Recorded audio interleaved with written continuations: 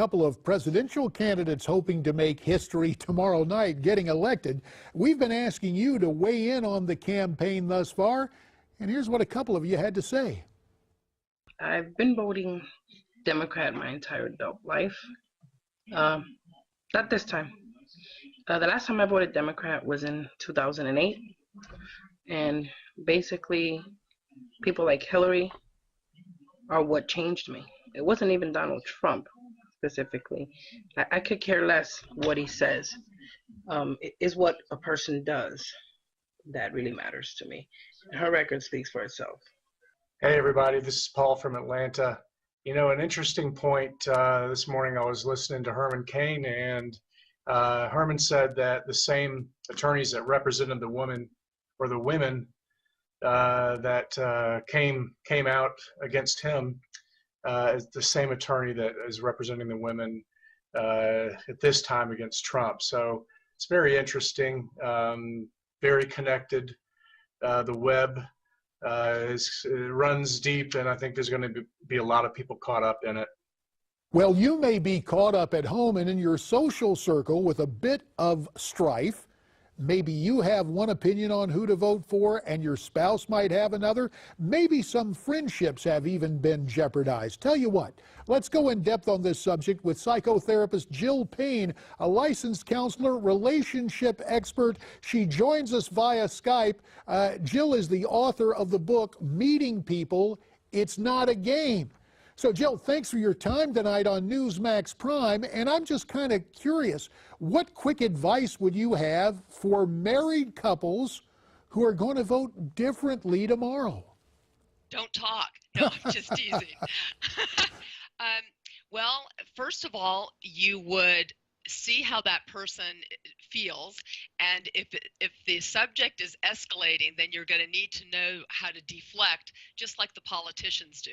So what do you do to deflect? Do you go or take a walk around the block? Do you say, I love you no matter what, we just disagree on this? How would you deflect it? Well, first of all, it would be really good if you could read your partner, and hopefully by this time you're able to read your partner.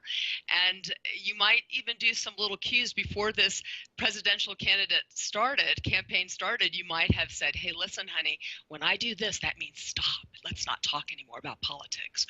Or give him a little kiss, or she the same. Or you can go ahead and do that little walk, or not talk about it at all, or only talk about it when you're with mixed company, which will buffer it a little bit. Ah, I see. Bringing in a little company, a little diverse opinion. Definitely. But you know what that leads to? In just a few weeks, it's going to be time for Thanksgiving. Extended families sitting down to talk, to eat turkey, and I guess to talk turkey. Exactly. Getting through Thanksgiving and Christmas without wounding people rhetorically. Is it the same principle, just a little wider usage? What say you? Yes, everything pretty much is the same principle because everything's relational. First of all, it's really good to be honest. So if you're with your family, it would be good for them to know that, you know, this might be an uncomfortable topic for you. Or it might not be an uncomfortable topic and you might want to talk about it. Either way, it would be really good if you do what is called active listening. And that is listening to the other person's perspective. Doesn't mean you need to agree with it. Just sort of nod your head and listen. So that would be a couple of things to do. And the big thing, JD, is please don't take this personally. What people do with politics is they take it personally. So it's as though if you're for Trump and I'm for Hillary, it's though you're fighting a battle. You're fighting against each other. And so if you just sort of step away and not take it so personally. That gets tough. And there's another subject I'm going to raise right now. We only have about a minute to talk about it. Okay, but we need to, and that is social media. Facebook, Twitter, people are getting really brutal in some of their comments. What should people keep in mind about social media, especially like Facebook friends? Right. This is serious. A lot of couples and friends, I tell them to avoid social media during this time. And if you don't avoid it, when you do go into and do your social media, only put down little bits. Don't get so involved, because what happens is people have very little boundaries when they're on social media.